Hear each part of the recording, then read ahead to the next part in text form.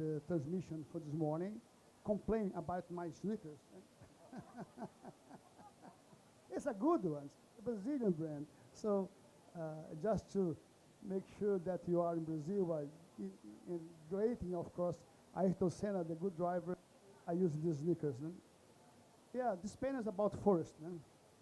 And how standards and how sustainability could apply to forest, especially to the management of forest. Sometimes the people call it stewardship. No? Let's go to start just briefly explanation about the guests here. They invited by ABNT to speak about the issues. You have Clara from Suzano and Adriano, my good friend from IBA. No? Both are from Minas Gerais. No? That's quite incredible, quite incredible. Let's start with Clara. Clara's from Minas Gerais, but I met her family several times in Mucuri, where I live for 8 years now. So Clara, introduce yourself. Sure. First of all, thank you so much for having us here. My name is Clara. I'm head of sustainability in Suzano. Suzano is a really big company for the pulp and paper sector. But we actually are a very large company for the forestry business. We have around 3 million hectares of area under our management currently. From these 3 million, 1.7 million are dedicated for our eucalyptus plantations. The other 1.1 million, around 1.2 million, is dedicated for conservation areas. So we have a lot of land under our management, and we do a lot of the forestry business, right? We plant around 1.2 million seedlings every day, so it's pretty impressive.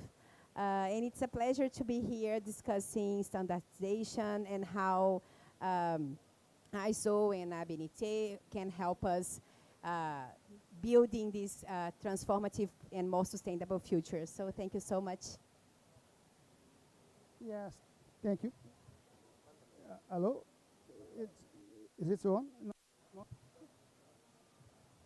Thank you very much, Clara. By the way, Suzano is a company that I worked for 30 years, so it's still on my heart. Yeah. And now, Adriano. Adriano, I mean, introduce yourself and explain what IBA is and what IBA does to everybody understand your position, your contribution here. Thank you, Kaja. Thank you for the invitation. My name is Adriano. I'm the sustainability manager at IBA. And I'm also the coordinator of the subcommittee that discuss the climate change and GHG metrics here in Brazil in the ABNT, the National Association of Standards in Brazil.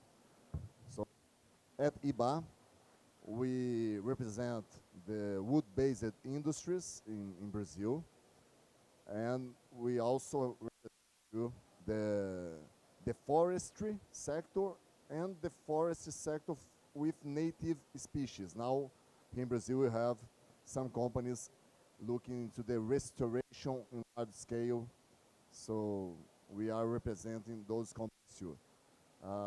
In our wood-based industries, we have representation pulp and paper, wood panels, charcoal. We have a lot of industries here in Brazil that use charcoal in a sustainable way to have the displacement of fossil fuels. And we have almost 50 companies. Suzano is one of our associates, and we are very happy to be here to discuss about the GHG metrics and how the forest can contribute to the climate change agenda. Thank you very much.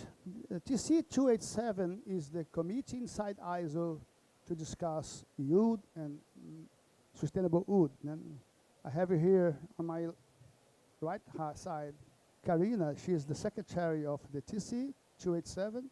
And maybe you can introduce yourself a little bit and explain what TC 287 does. Yes, of course. Well, I'm Karina Nazello. I'm the committee manager of TC287, is Sustainable Products of Wood and Wood-Based Products. This TC starts as a PC some years ago when you were the chair to develop the 38,200. And now we are developing a lot of standards. We have the series 13391. It's for carbon balance in forests, and we are also now starting a new project with TC331. It's biodiversity. It's how to this new standard will work on the biodiversity dynamic in forest management. And well, we have a lot of work to do. We have 3 working groups working hard to guarantee that we can use the forest products in a sustainable way. Very good. I'm proud to be the first chair of TC287. The second one was Mike May, and now I have Ana from Suzano. By the way, I'm acting here in behalf of her. She's in São Paulo for personal reasons, and I'm very glad to back in her here. Okay, Clara, let's to the debates then. Suzano is a huge company, as you mentioned, and I just want to know and understand better how the standards and the standardization can help the management of the forest of Suzano. As millions of hectares. I don't remember how much you have. I mean, 3 million. Yeah, in my time it was 1 million. It means 3 times more. So how ISO, more than that, how standards can help to manage the... Sure. I think like the standards have this special place where they, is that okay? Yeah? Okay. So I think the standards have this really, really critical role because they help the system build trust within the system, right? So we have the not only technical guidelines, but actually best practices and these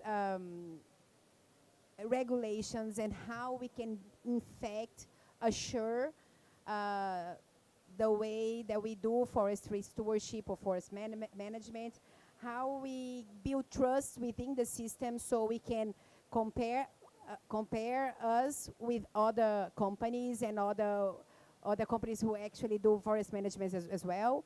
And also how we can make sure that everything that we are doing, like in Suzano, we are doing the best practices possible, right?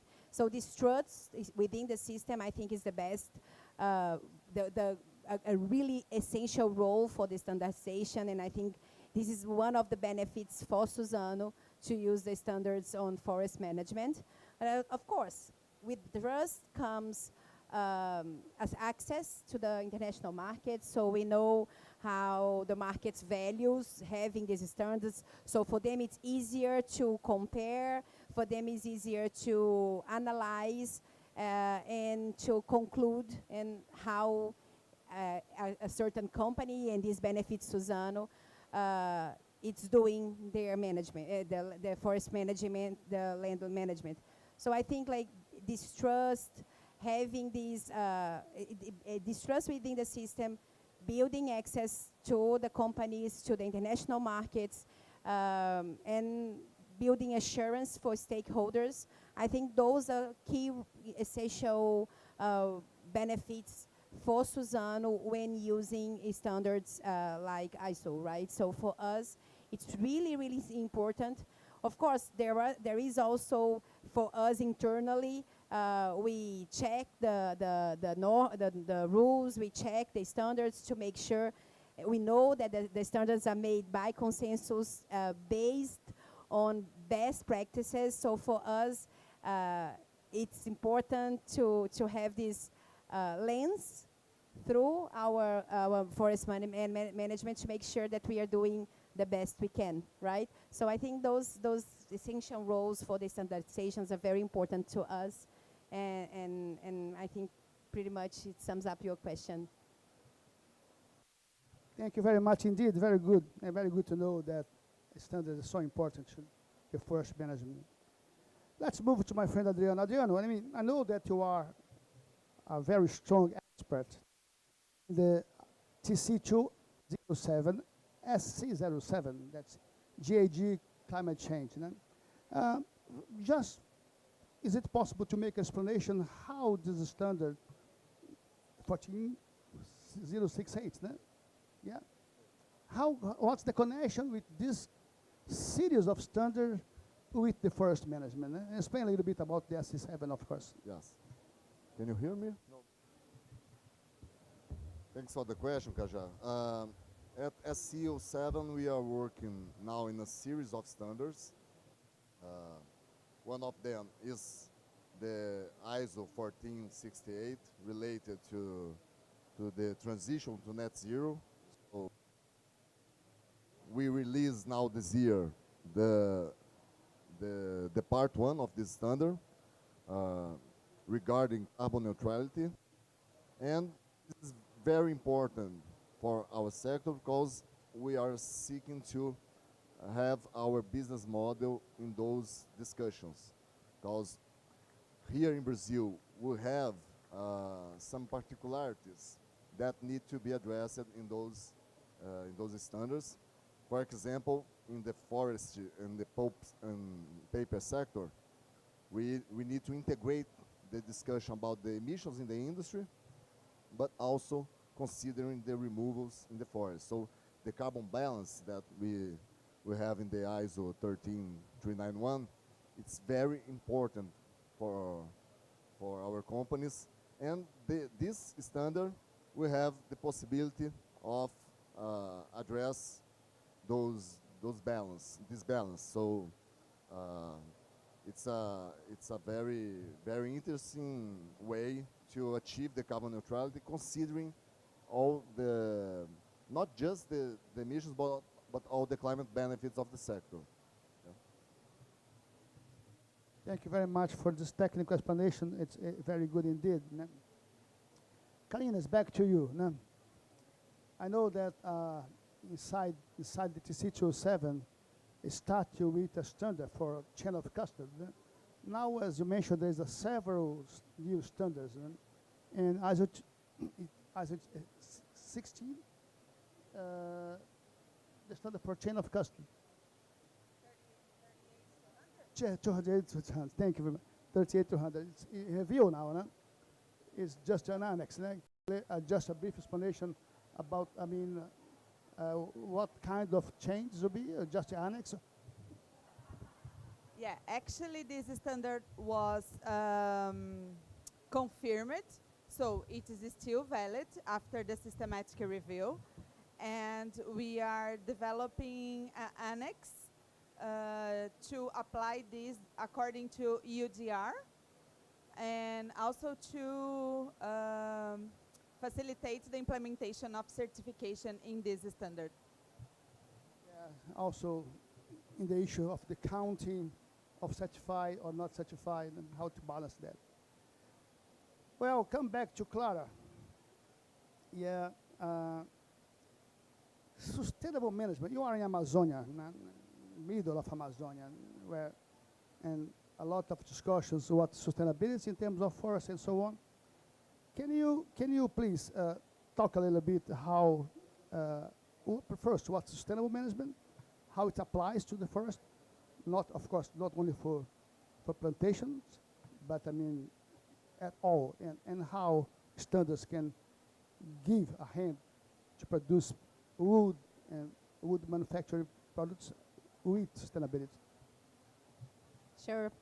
I think when we talk, and Adriano was mentioning the advantages of having forestry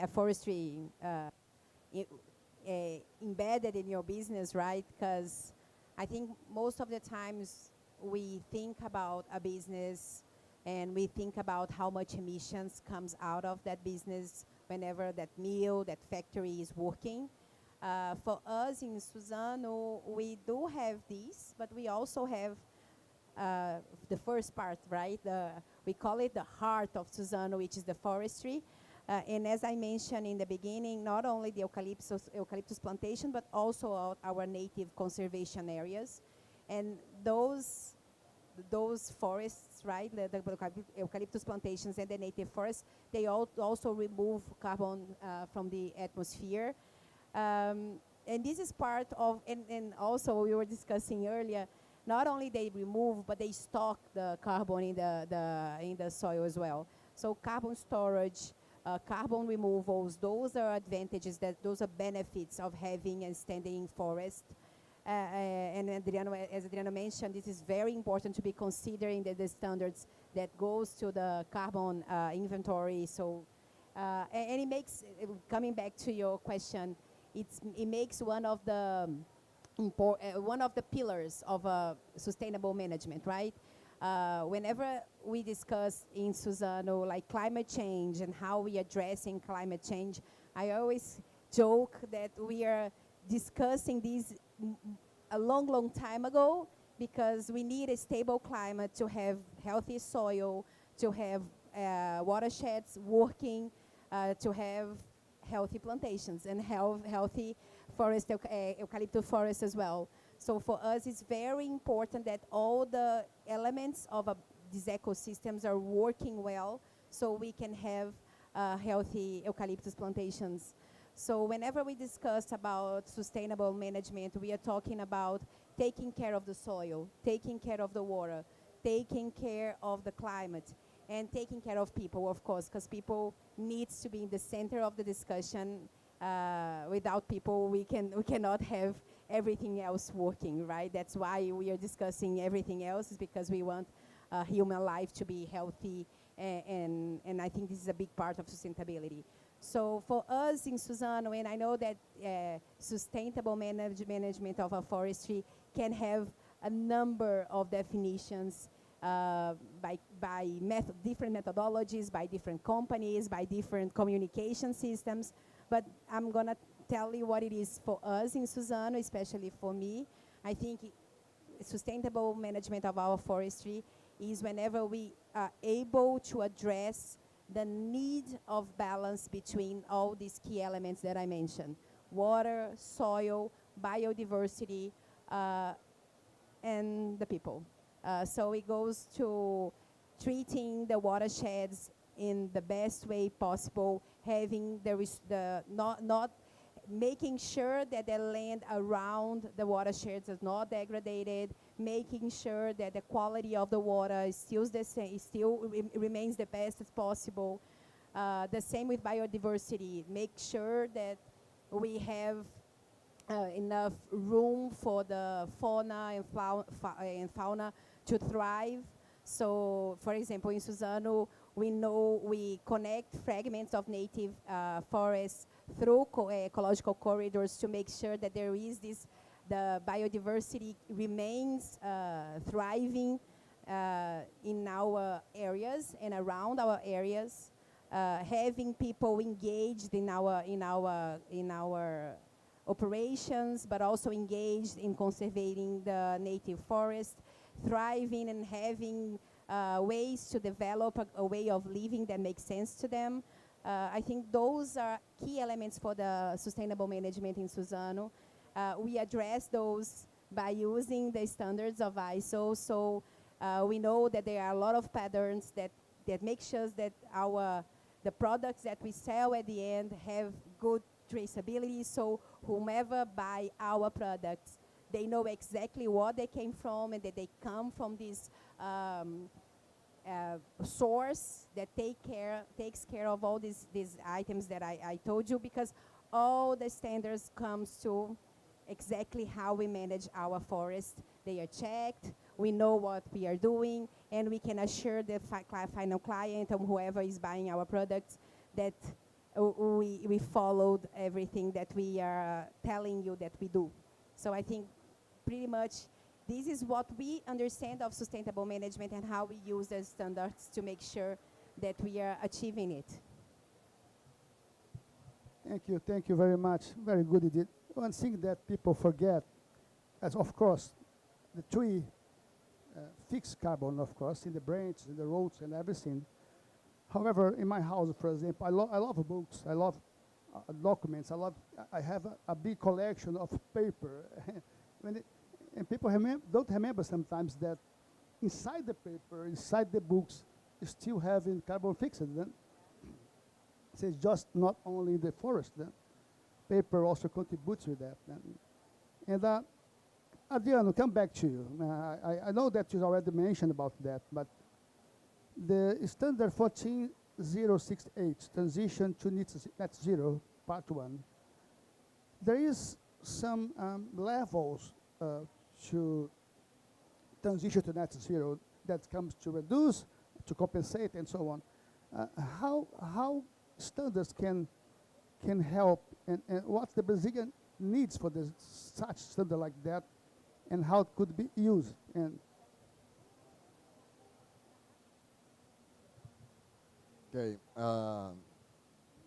In this hierarchy that the standard set, as I said, we need to see our sector as a sector that helps the climate change, because we have more nowadays. We have more removals than emissions. So the hierarchy that those standards are bringing to us is, first you need to remove, you need to reduce emissions, and then you can use your removals for the compensation, for offsetting or other purposes. So in our reality, we are doing this now. Our sector is planting trees. Every day we plant 1,800,000 trees. We have almost 10.5 million hectares of plantation forests here in Brazil. And at the same time, we conserve 7 million hectares of native forests.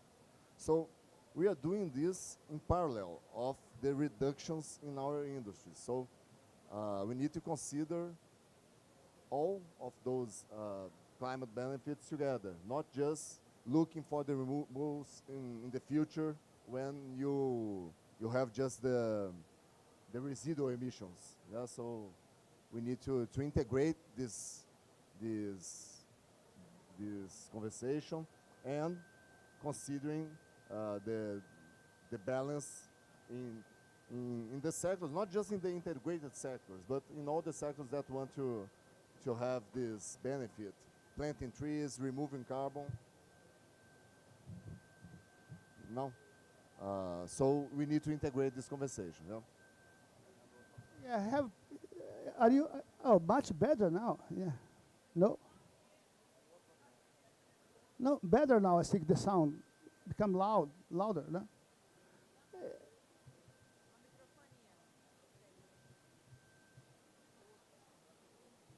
Okay now? Is okay? Yeah. Well, we have people here on the attendance.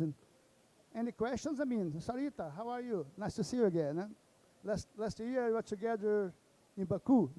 Yeah. One of you guys want to make a question or make a comment or?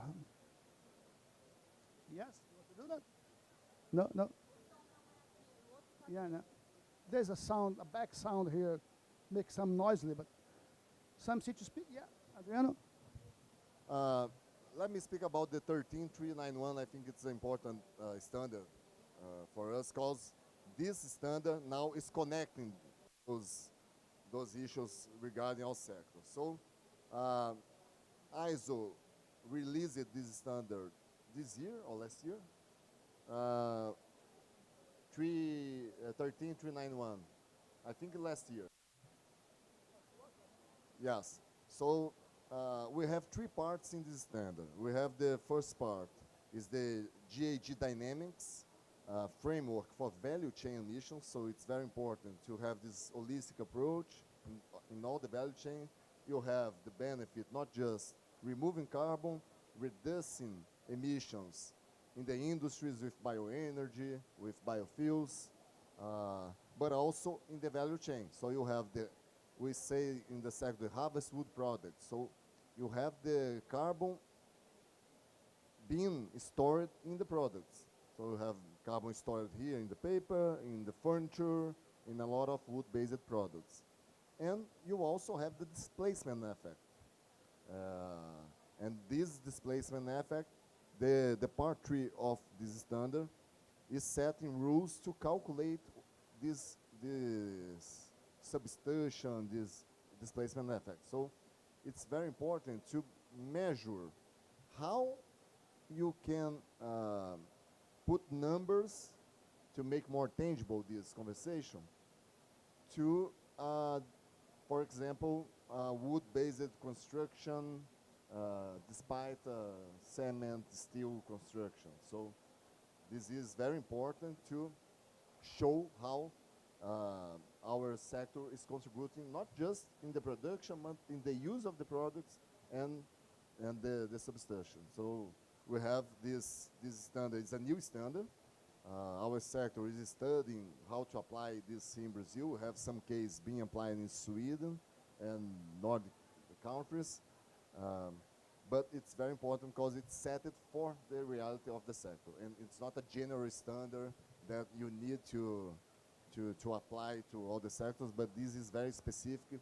And we have the possibility to look in this carbon balance, looking into the IPCC approach. Yes, because here we are at COP30, we have IPCC, that's the Intergovernmental Panel on Climate Change, is the main scientific-based discussions that rules here the negotiations. So we have this approach based on IPCC views that allows the countries to make this balance. So the NDCs are based on IPCC rules, metrics, and these standards is set using this approach. So we look in the all carbon pools of the forest, not just the trees, but also the soil carbon. We have other carbon pools, and we are now measuring this in the companies, in the sector, to show all those climate benefits. Just going to Adriano's point, and I think it's really important, and I think it's a critical role that the standardization can have. Having a specific standard for the sector, right? It's really important. I mean, as I mentioned in the beginning of my of this conversation today, most people use the standards so they can look at us with a filter that can compare different sectors, they can compare different companies, and when we do have a standard that don't actually look at us and understand how we operate, the comparison gets a little bit weak, right? Because they look, most of the times they look at sectors that only do emissions, for example, and look at us who has emissions and removals in the same way. So this that Adriano mentioned, for me, it's really important for all the methodologies, but especially when we are talking about some standardization that's ISO so well known and so prestigious, to have something that look to our sectors. And so other stakeholders, clients or agencies or governments can look at us and actually understand and compare the business model, not something that is just part of. I think it's important, right? We cannot have like a one-size-fit-all standard. We need to look at the specificities, and it's really important to have some standard that look into the sector, that look into removals, can understand the paper that the forest have on these the GHG emissions. So I really wanted to add to your point, because I think it's really important. Yeah, indeed. Talking about that, maybe you can help me, Karina. But a little bird told me that its idea inside the TC 287 to produce a standard in ISO for the management of forest. Huh? Yeah, plantation, the management of plantation forest, perfect. Yeah. And my question for you is that there is other schemes in the world about certification of forest land. Why do you think that ISO can be influential, make a difference, and what let's say the tasks that ISO can do better than other, not better, but different from the others, can help again to have good standard for managed plantations? I think it's important to have an integrated look in our sector, and I think this is nice. I mean, it's important to have standards for forest management, but looking into our business as a whole to assure traceability is very important. And of course, having a party that actually build these standards by consensus and have international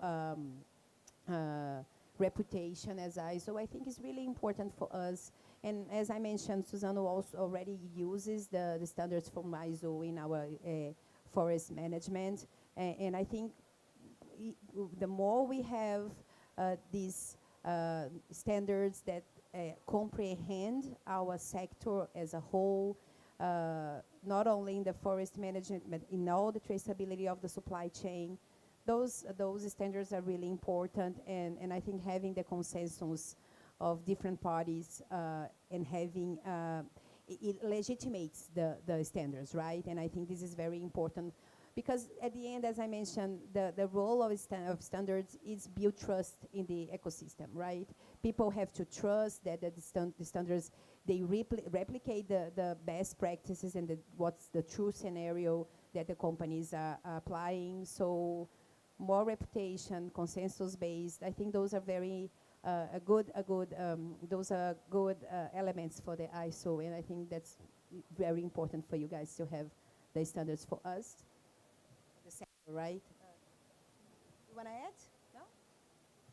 That Karina can add something as the manager of the TC. No, it's just a comment. And I think these new standards that we are planning to work in near future can bring, can assess and bring new technologies and for the management for the forest, for the plantation forest. And it will be very important to discuss this through our members in this TC and how we can apply new technologies for the forest management and for the plantation forest management. I think it will be very important. Yeah, innovation is important, and I'm not sure that my friend Stanley is Israel will listen us, but I mean he's the dad of innovation in forest. No? Well, again, any questions from the attendance? I mean, are you fine? Yeah. You're the communication from IBA. No questions? Sarita? Also, You are so humble today. No? question, Mr. Well, I have one final question so you can, how the Americans say, wrap up. No? You mentioned here a lot of discussions about environmental, mainly environmental, net zero, forest management. However, one thing that's important to consider sustainability in forest and plantations, whatever, is the people. No? Is the people. I remember quite well when I started working for Suzano in Mucuri, where your family lives. No? My father was alive, of course, and visited me, and he said to me, where is Mucuri? I said, you are in Mucuri. You know, it's so small that he didn't not realize that the city is small. If you go to Mucuri now, it's completely different. No? The cities grow. I mean, commerce, business, cars, new cars. A collection of richness appears after Suzano was there. That's the truth. No? Suzano was to work in several areas, like here in Amazonia and now in Mato Grosso. So, how do you think that it's possible to manage forest according to standards at the same time that promote people? I think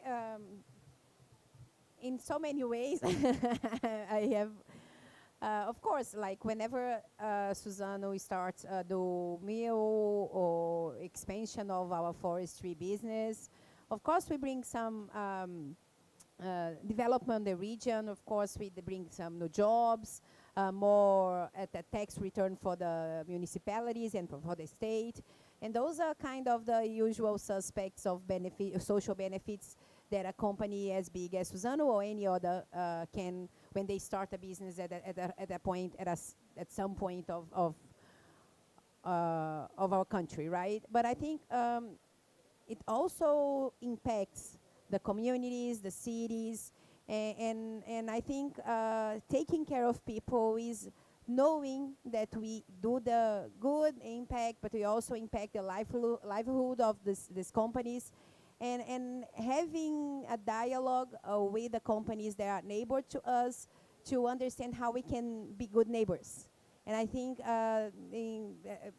the strategy for us in Suzano regarding people and communities, it's open dialogue, a lot of respect, and how we can find a way of being good neighbors, how we can together, us and the community that are neighbor to us, how can we thrive, our operations can be more sustainable and they can be more productive, and also how the communities can develop, can evolve, can acquire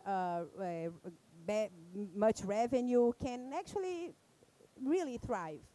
And for Suzano, and I'm just gonna give an example, around 5 years ago, we released some of our long-term targets. One of the long-term targets is to take 20,000 people out of poverty by 2030.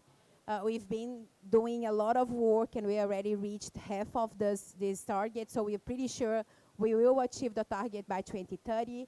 And how we do this? We do this by listening to the communities that are neighbor to us, understanding what are their needs, how we can improve their livelihoods without changing them, just understanding what's the vocational of the community, how we can add value to whatever products they have, how can they use our forests so they can thrive. For example, we have a huge program of bee producers, bee raisers, sorry. The English word just, I lost it. But we have a huge bee producers project in Suzano where bee producers can enter our eucalyptus trees and also enter the conservation areas to harvest the honey and sell the honey of high quality to third parties. We have the same with acai pickers. We have the same with coconut breakers. And we not only let them access our area, as we also help them turn those initial products in high value products, right? How can they manufacture the honey? How can they turn coconuts into biojewelry and soap? And they can actually sell those products in a high value, right? So I think this is just some kind of examples of how we try to connect communities to our operations. And I think having a healthy community that is neighbor to us is super important for the success of our business. So I think, and of course, like having healthy forests, healthy eucalyptus plantations, healthy community depends on best practices, right? We are always evolving, always learning, and I think the standards help us in this movement of evolvement, right? You guys have people who are doing the standards and are applying the standards, learn every day and bring to us also good ideas, new even critical thoughts, right? And it helps us to always evolve, always seek the best practices, following the guidelines, but trying to be every day a little bit better than the day before, right? I think they are not very standards, taking care of people, they don't compete, they are very aligned. So, And just to give some numbers, our sector generates 2.8 million of indirect and direct jobs. So it's a huge, huge sector, and it's very important. All of those social issues, because we need to integrate this.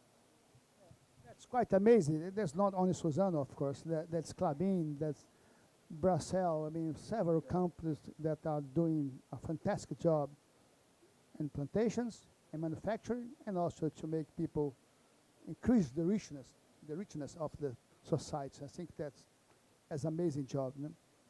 Well, let's go to the final words. No? The Americans used to say, wrap up a meeting. No?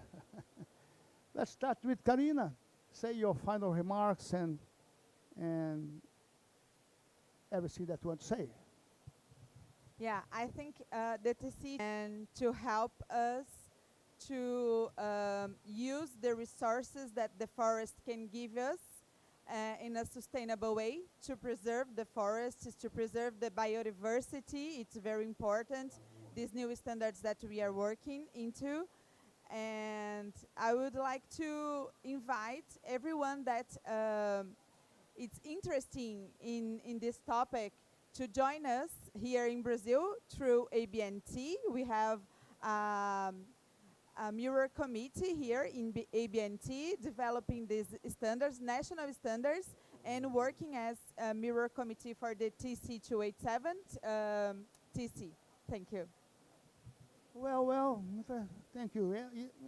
And by the way, congratulations for your great job inside TC 287. I mean, it's really the TC are growing and growing. You start with just one standard, and now you have a collection of standards. It's an amazing job. No? My friend Adriano, your final remarks. No?